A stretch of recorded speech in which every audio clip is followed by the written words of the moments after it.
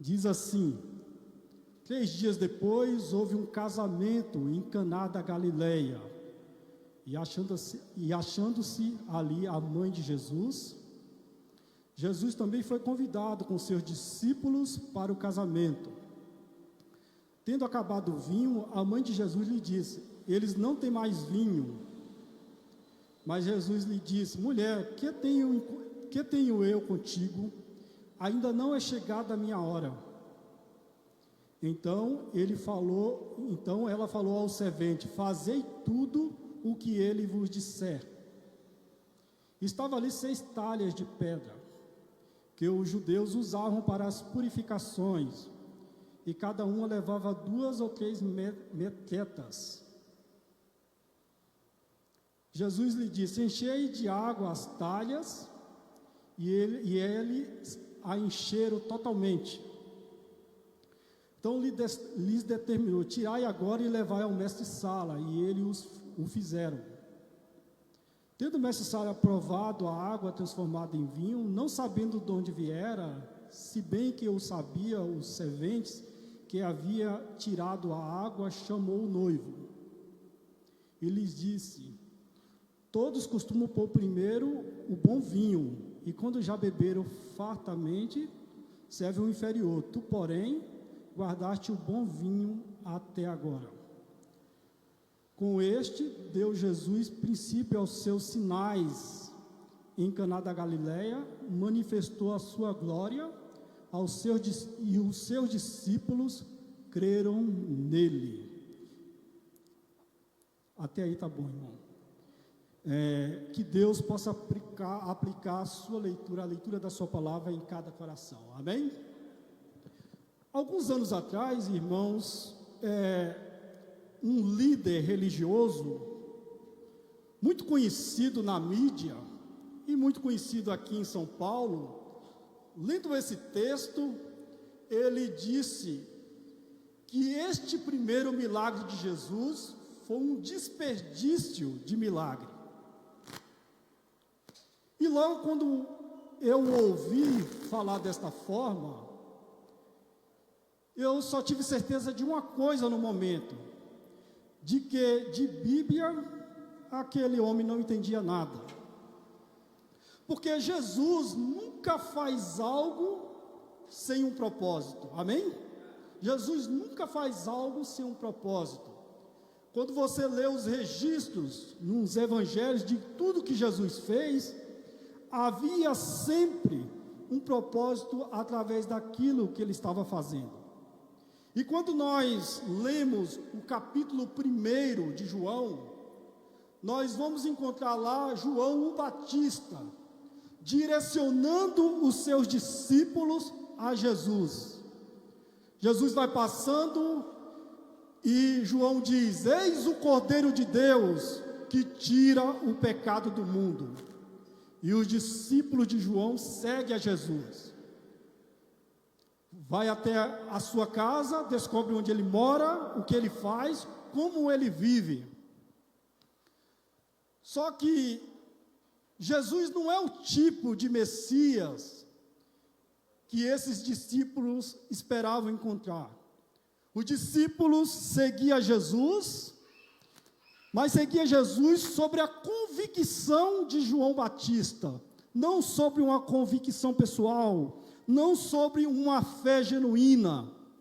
Então Jesus vai e realiza esse primeiro milagre.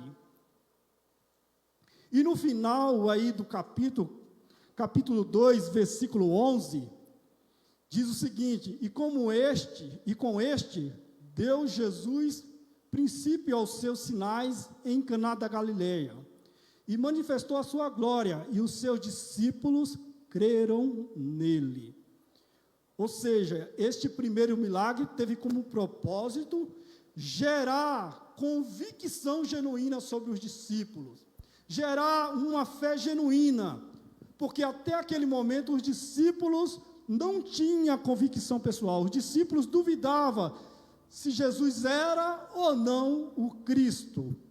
Mas depois do milagre, os discípulos conseguiram ver a glória de Jesus e creram totalmente nele. Então, esse milagre, ele teve como objetivo gerar convicção genuína nos seus discípulos. O cenário aonde passa o texto é uma festa de casamento.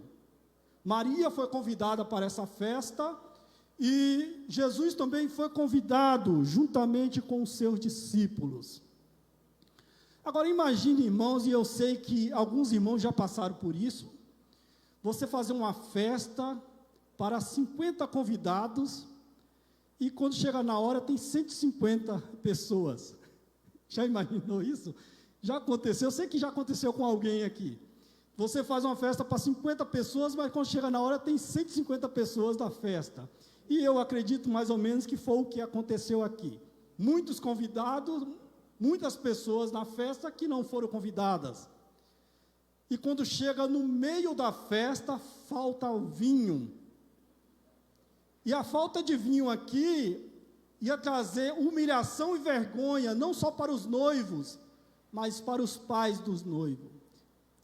E Maria parece que esse casal, os pais dos noivos, parece ser parente de Maria ou um amigo muito próximo. E ela, sabendo da situação, ela indiretamente pede para Jesus. No versículo 3 aí, veja o que diz no versículo 3. Versículo 3, irmão. Versículo 3, por favor. No versículo 3 aí, veja o que diz. Jesus também, tendo acabado o vinho, a mãe de Jesus lhe disse, eles não têm mais vinho. Indiretamente, ela está fazendo um pedido para Jesus. E esse pedido revela duas coisas. Primeiramente, que humanamente falando, ninguém poderia solucionar aquela situação, porque aquela situação, essa situação, ela quer uma ação rápida, e ninguém humanamente poderia fazer isso. Então, é a primeira coisa que o pedido de Maria diz. Segundo, é que Maria tinha plena confiança que Jesus poderia resolver a situação de uma forma sobrenatural. Então, Maria, desde o nascimento de Cristo até esse exato momento, ela vem guardando os feitos de Jesus Cristo no seu coração, guardando tudo no seu coração, mas aqui ela resolve recorrer a Ele, porque sabe que Ele tem poder para resolver essa situação. No versículo 4 aí, nós vamos ver a resposta de Jesus, que diz, mas Jesus lhe disse, mulher, que tenho eu contigo? Ainda não é chegado a minha hora. Alguns dizem que Jesus aqui foi desrespeitoso para com sua mãe. Algumas pessoas lendo, um jovem até chegou a me perguntar uma vez, que Jesus havia sido desrespeitoso para com sua mãe. O que eles não entendem é que Jesus não falou a Maria como filho de Maria. Jesus está falando para Maria aqui como Senhor dela. Então, Jesus chega para Maria e fala como Senhor dela e não como filho. Um pouco mais para frente, lá na crucificação, Jesus, na cruz, ele olha para Maria e fala, mulher, eis aí o teu filho, apontando para João. E fala para João, eis aí a tua mãe. Ali Jesus está falando como homem, mas aqui Jesus está falando como Senhor de Maria. Então ele fala, não é chegada ainda a minha hora. E aqui nós vemos uma resposta de alguém que é Senhor, e não de alguém que é filho. Mas no versículo 5 aí nós vamos encontrar, versículo 5, nós vamos encontrar o mandamento de Maria. Então ela falou aos serventes, fazei tudo o que ele vos disser. Eis aqui, em lugar nenhum das Escrituras, você vai encontrar outro mandamento de Maria. Mas você só vai encontrar um mandamento de Maria aqui nesse texto. Um mandamento que eu e você precisamos obedecer. E talvez você, que está nos assistindo através das redes sociais, talvez você que seja adepto de Maria, e você tenta obedecer, fazendo aquilo que Maria nunca mandou fazer, e negligenciando aquilo que realmente ela mandou fazer. Ela apontou para Jesus e diz: fazei tudo que ele vos disser. Então, eu quero te dar um conselho: atente para o que a palavra de Deus fala sobre Maria, e não para aquilo que a religião diz sobre Maria. E se você fizer isso, no final, você vai estar encontrando o Senhor Jesus Cristo. Amém? No final, você vai estar encontrando o Senhor Jesus Cristo. O mandamento de Maria revela duas coisas importantes para nós.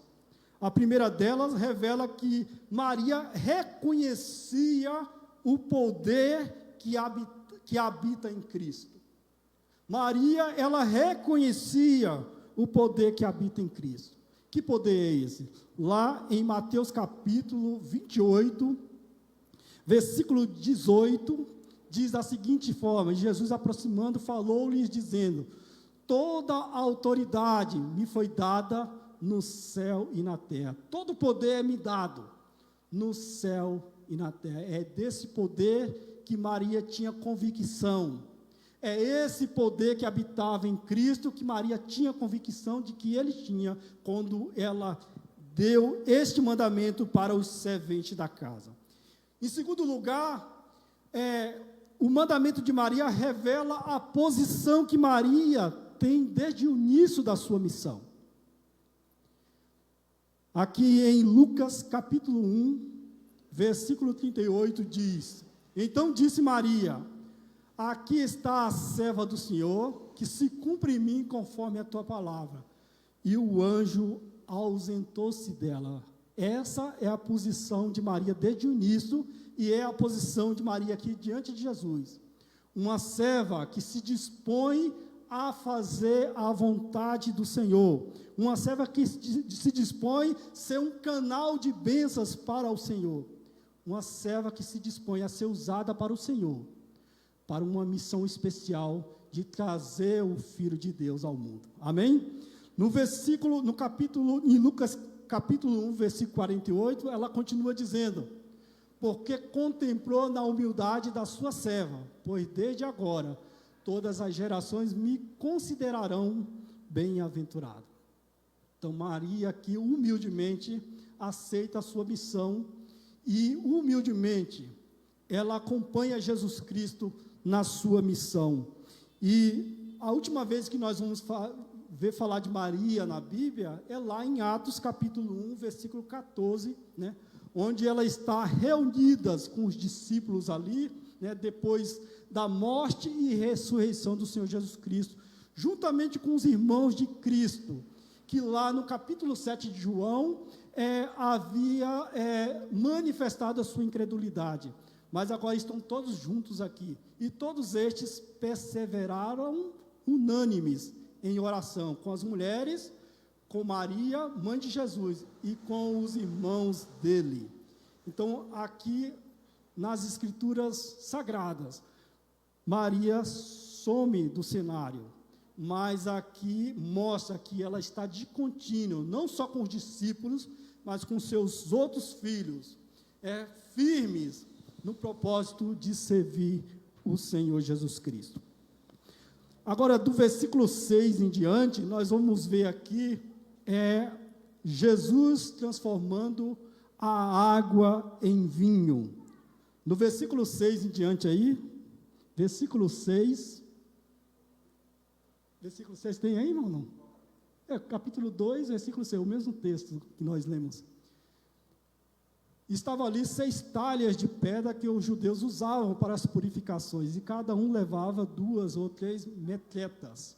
Essas talhas eram potes de cimento, né, onde os discípulos usavam, onde os judeus usavam para água para purificação. Então Jesus mandou encher nós não sabemos se essas 6 talhas tinham a mesma medida, mas cada uma delas cabiam em torno de 120 litros.